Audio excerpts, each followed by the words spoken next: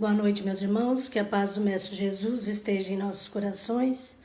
Que bom estarmos juntos mais uma vez para conversarmos um pouquinho a respeito desta abençoada doutrina. Que os nossos abraços fraternos e amorosos recaiam sobre todos aqueles que estão assistindo ou que assistirão este vídeo, esta palestra, esta conversa que teremos na noite de hoje. E que esses abraços, ao chegar até o seu destino, a sua família, se multipliquem para os outros que dele necessitarem. Na noite de hoje, nós iremos falar um pouquinho a respeito das leis do progresso, um pouquinho também das leis de destruição. As leis do progresso estão contidas nas leis morais. É uma lei divina e está contido a lei do progresso no 8º capítulo da segunda parte do Livro dos Espíritos. O Livro dos Espíritos tem 119 perguntas, onde Allan Kardec vai perguntando acerca de todos os assuntos pertinentes à vida física, à vida espiritual e à parte moral. Então, neste capítulo da lei do progresso, ele vai perguntar aos bons espíritos se o homem pode prejudicar o progresso. E a resposta é que o progresso ele é inexorável, ele vai vir independente da nossa vontade, independente da nossa ação.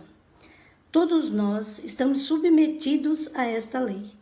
Ela, como sendo uma lei divina, ela já está intrínseca na nossa consciência e nós somos submetidas a elas, mesmo que não entendamos, mesmo que a desconhecemos, nós estamos submetidas a ela, como estamos submetidas às outras leis, como a lei da gravidade.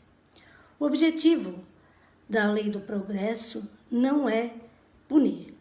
Os objetivos das leis morais também não são a punição, porque Deus, ele não pune, ele apenas nos reequilibra para que nós possamos continuar progredindo. Se observarmos a natureza, nada permanece estagnada. A água, quando está parada, ela apodrece. Tudo na natureza generosa nos dá em forma de água nas suas nascentes, nas suas plantas, nas suas flores, na semente, que novamente dá outra planta. Desta maneira, temos o exemplo da natureza, mãe generosa que é, a lei do progresso, que tudo vai se renovando e tudo vai evoluindo. Então, o homem pode entravar a lei do progresso. Ele pode obstar, ele pode, de uma certa maneira, entravar momentaneamente. Mas Deus encontra os recursos necessários para que saiamos dessa inércia. Sempre que estamos na inércia, Deus encontra uma maneira, um jeito de nos fazer avançar. Então, avançamos desta maneira, através, às vezes, do bem. Estamos lá, num local muito remoto, e de repente ali sai uma indústria, uma fábrica, e no seu entorno vai crescendo uma cidade em função do pagamento régio, generoso, digno e justo do pagamento do trabalho daqueles colaboradores. Então, é uma forma de mudar uma inércia de uma determinada região.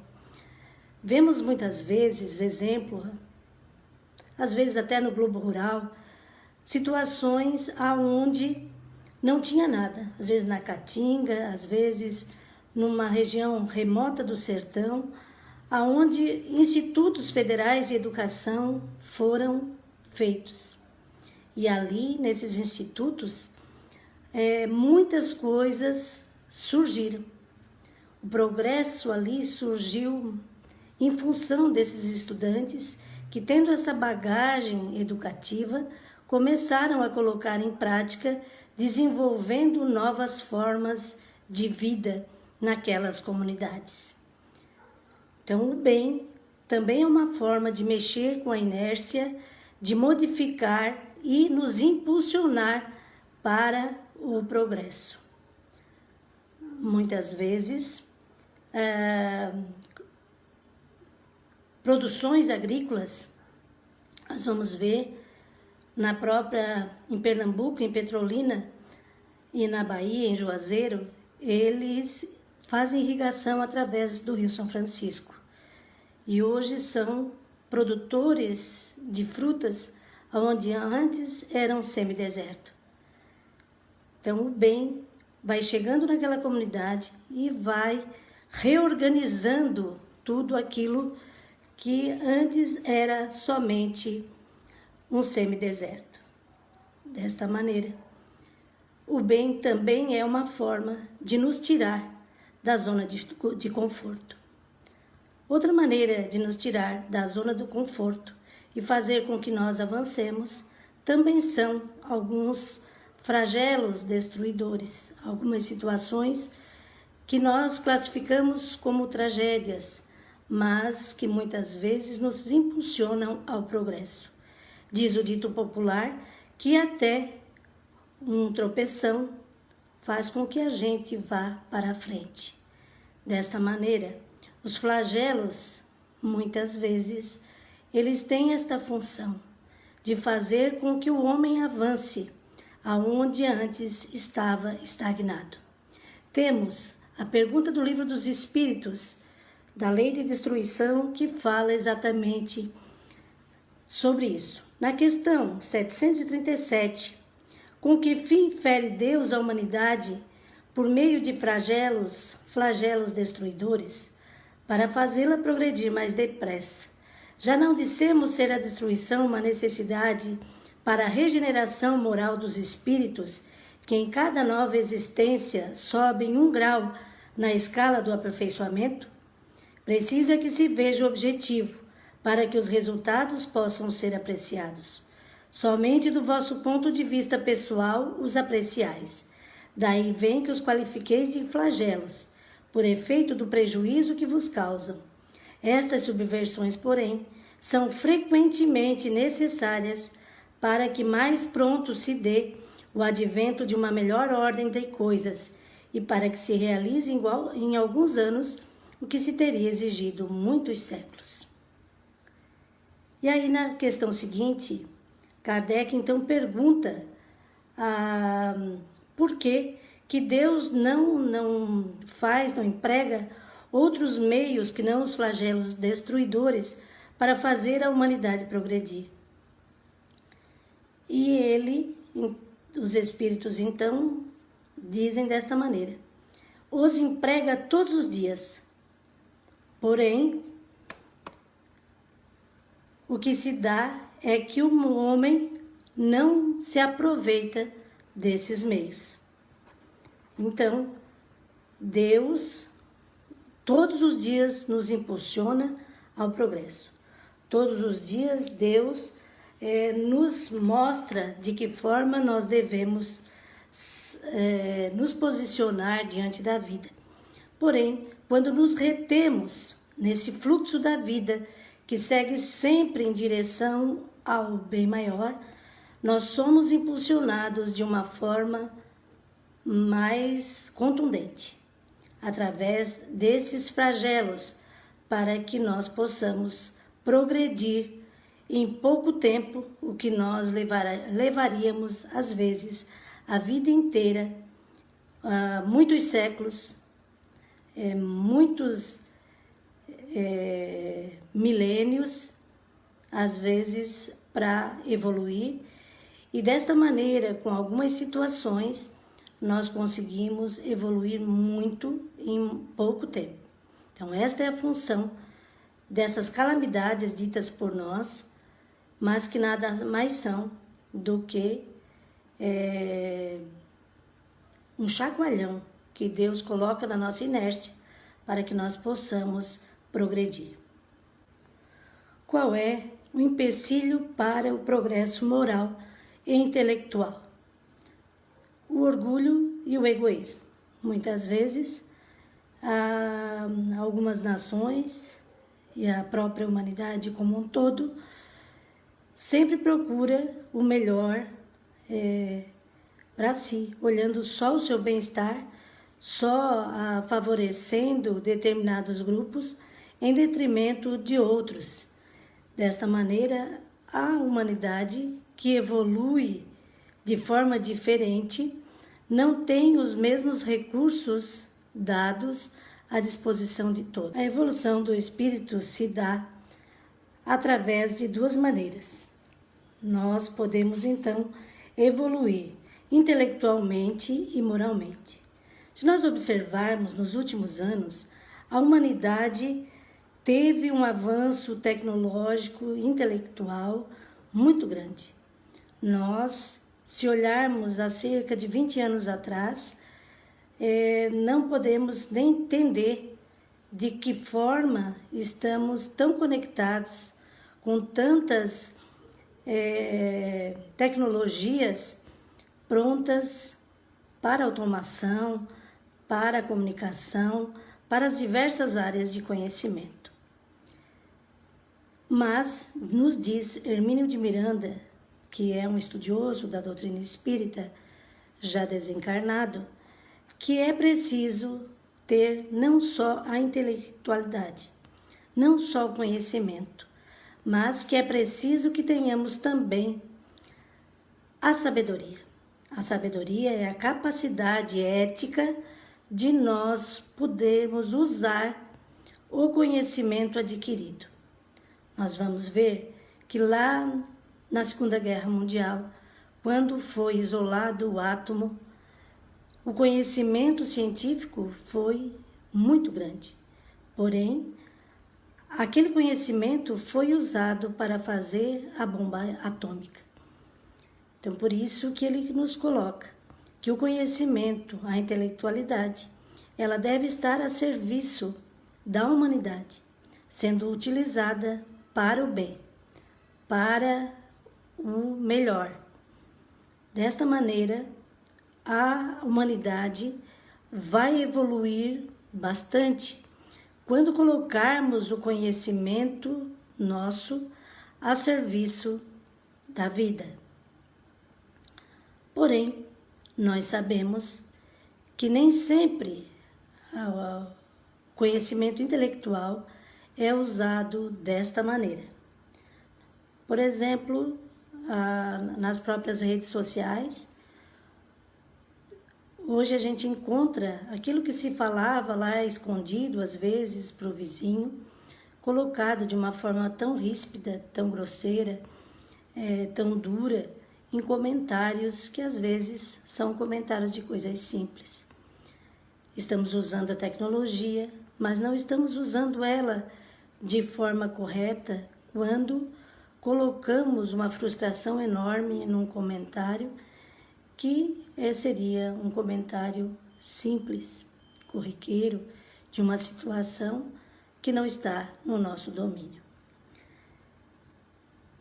Quando a humanidade ela evolui muito num aspecto e na outro aspecto ela fica estagnada, é preciso que haja alguma coisa que transforme essa inércia em sabedoria, mudando e dando as condições morais para a evolução da sociedade.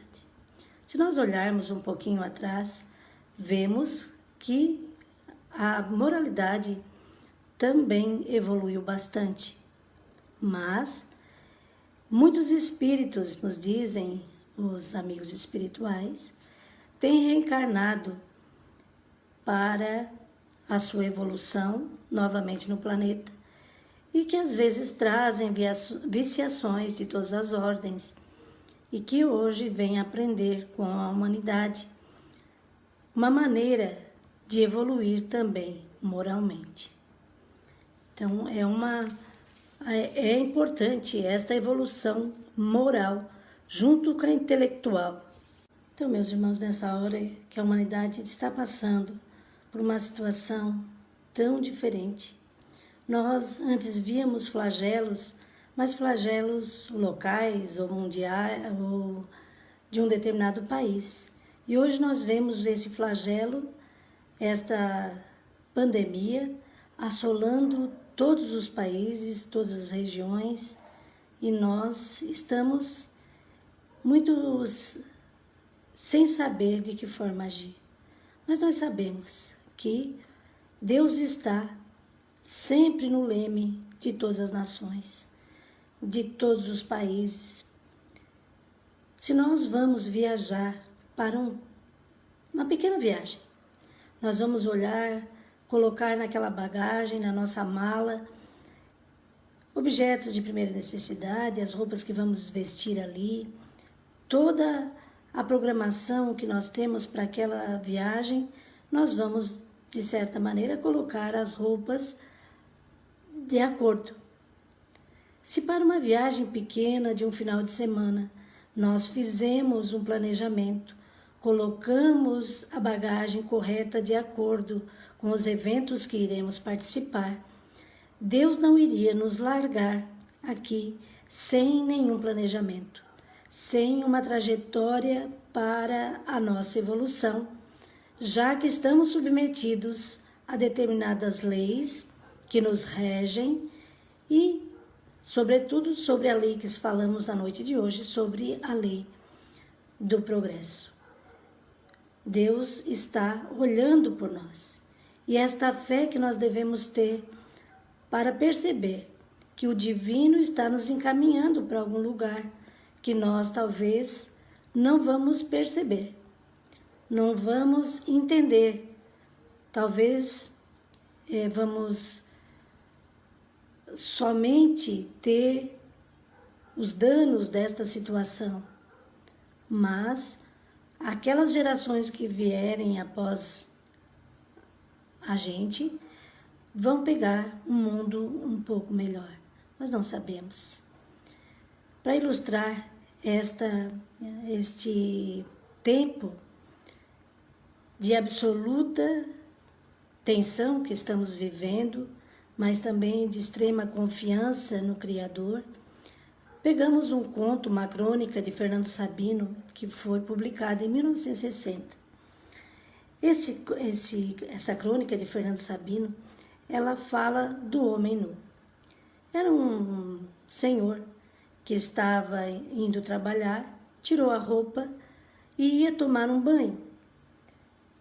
Quando percebeu, a mulher já tinha entrado no banheiro, já tinha fechado a porta, e ele então resolveu fazer o café. Naquela época, se depositava na frente das casas o pão e o leite.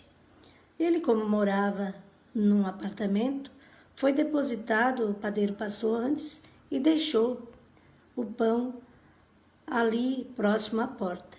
Ele colocou água para ferver, abriu a porta e tentou pegar o pão. Não conseguiu ficar atrás da porta para fazer esta atividade. Pensou, não tem ninguém acordado, essa hora é muito cedo, vou só ali pegar o pão e voltar. Mas nesse interim, a porta fechou com muito estrondo. Ele havia, de manhã, falado para a mulher, hoje vai vir aqui o cobrador da prestação da nossa TV. Só que eu esqueci o dinheiro no escritório. Para não ter que explicar que eu esqueci, ele ainda não vai acreditar, vai achar que eu estou enganando ele, nós vamos ficar quietos dentro de casa, deixa ele bater a campainha e chega amanhã, nós pagamos regiamente, porque aí eu vou trazer o dinheiro como estava combinado. Quando ele se percebeu fora da casa, nu, com o pão na mão, ele tentou bater a porta. A mulher, lembrando disso que ele havia falado, pegou e não abriu a porta para ele. Um silêncio sepulcral caiu sobre o apartamento. E ele, batendo desesperado do lado de fora, atraiu a atenção de uma vizinha. Com medo de que ela o visse, ele vai, se esconde lá na escada. Mas aí vê passos e vê a empregada do vizinho subindo a escada. Ele se esconde no elevador. Quando chama o elevador, e ele vai junto. Quando percebe, uma senhora entra e começa a gritar: "O padeiro está nu, o padeiro está nu!" O outro também, atraído pela confusão, começa a gritar: "É um tarado, é um tarado!" A mulher, vendo a algazarra que se faz no corredor, vem abrir a porta do apartamento e ele, correndo, volta para casa. Os gritos de chama a polícia, pega o tarado, vem atrás dele. Ele imediatamente veste a roupa e espera, imaginando que a polícia vai vir para ele se explicar o que estava acontecendo. Só termina de colocar a roupa, toca uma campainha. Ele abre e, ao abrir a porta, encontra o cobrador da televisão. Assim, meus amigos, esta crônica do homem nu nos remete à situação que estamos vivendo nos tempos de hoje.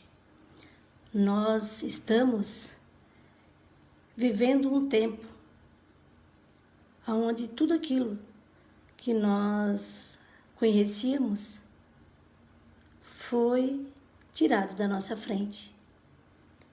Nós estamos vivendo numa situação única.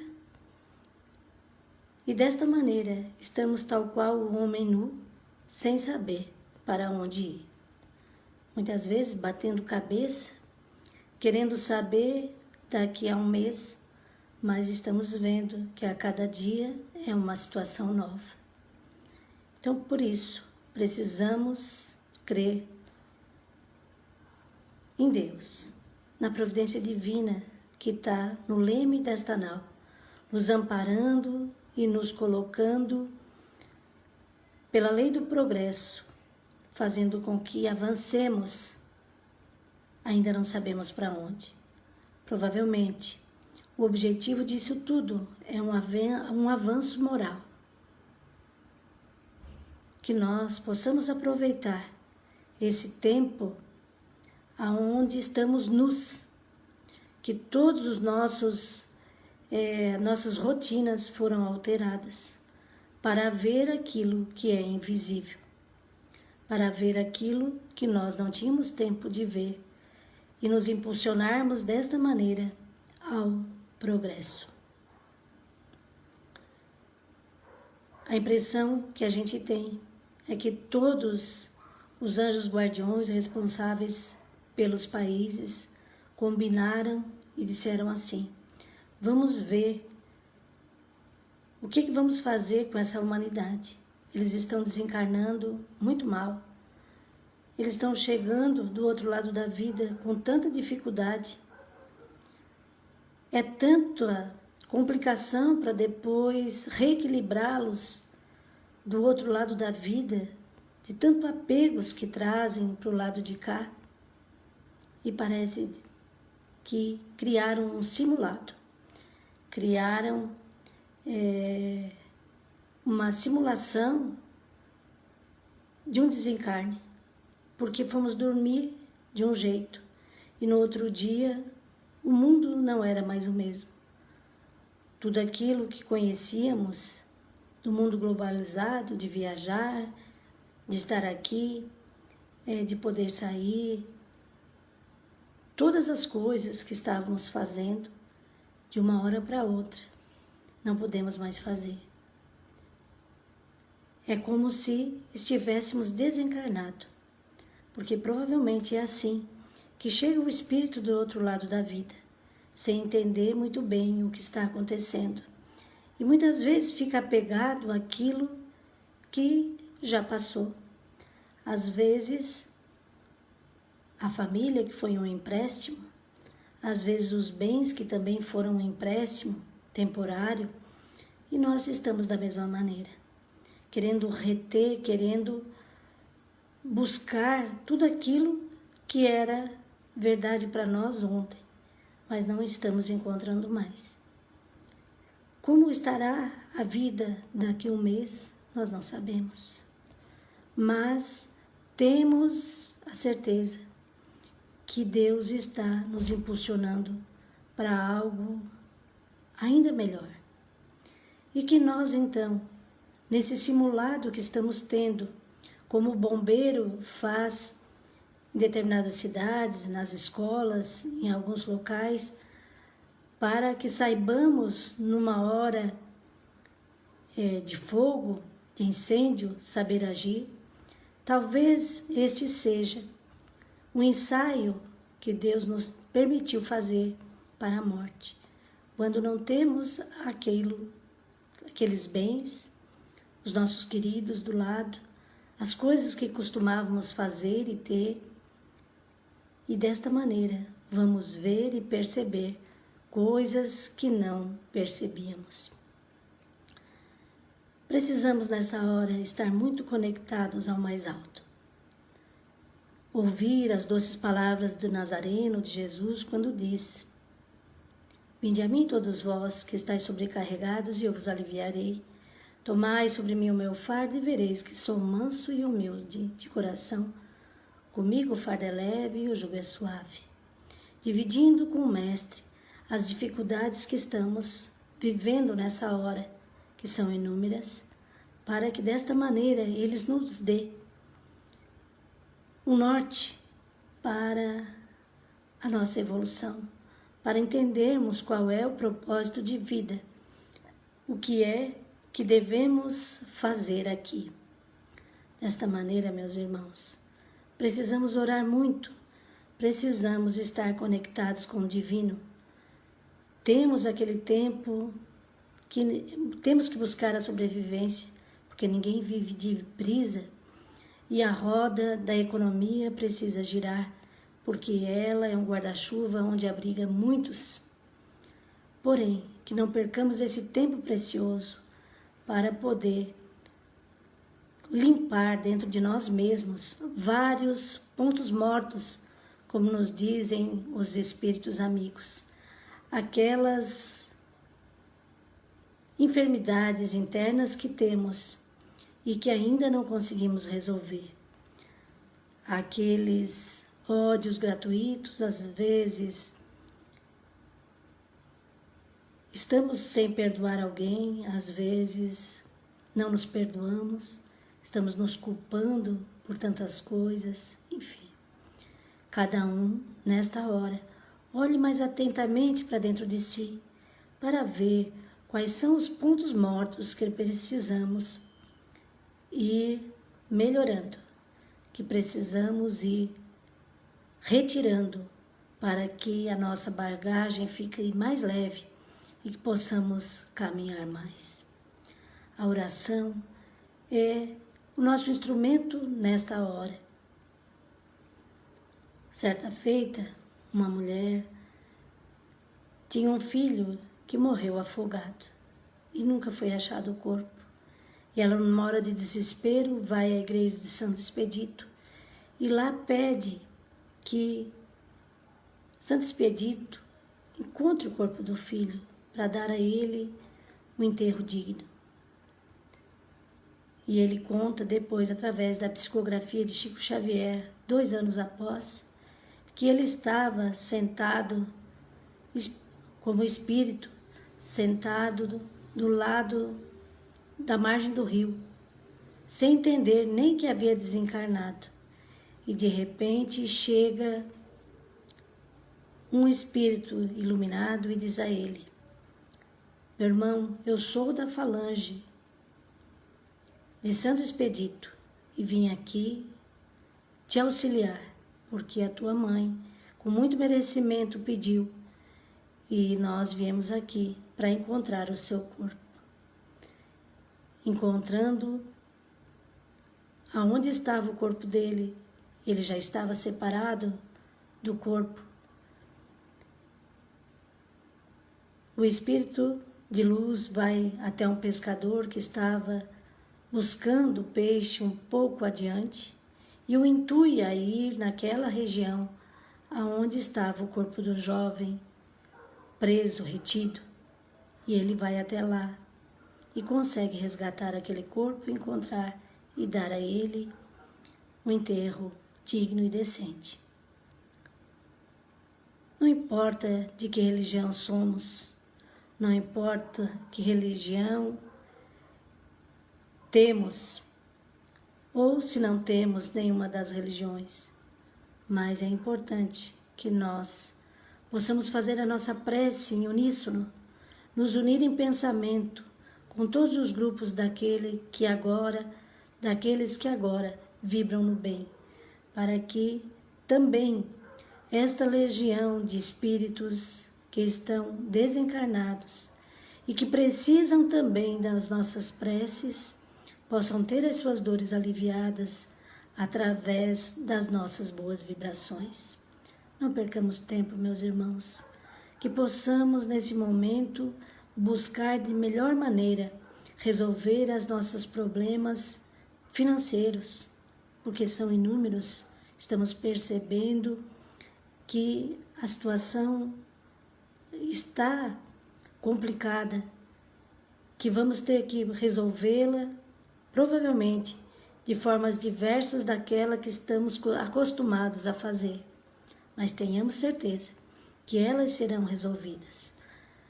Porém, que não fiquemos só nessa parte da sobrevivência, que possamos usar esse período tão grandioso que Deus nos presenteia para unirmos os nossos pensamentos, as nossas orações com os bons espíritos, para que possam sanear, limpar o planeta e poder, desta maneira, nós viver com mais tranquilidade, com harmonia e com paz, seguindo o fluxo da lei do progresso que nos impulsiona sempre para a evolução. E está lá que todos nós, espíritos simples e ignorantes, chegaremos à angelitude, chegaremos à perfeição, mas precisamos avançar. E estamos nesta hora de avançar, de buscar. Jesus já vê em nós a semente que somos, o carvalho frondoso que ficaremos. Como ele disse a Públio Lentulus, lá quando ele se encontrou com ele, perguntou para ele: tu vais ficar comigo agora ou lá adiante? Porque uma hora tu vais escolher ficar comigo. Ele já sabia que ali estava Públio Lentulus, o orgulhoso político romano, mas que ali estava se enxergando Emmanuel, que depois de muitas encarnações se tornaria.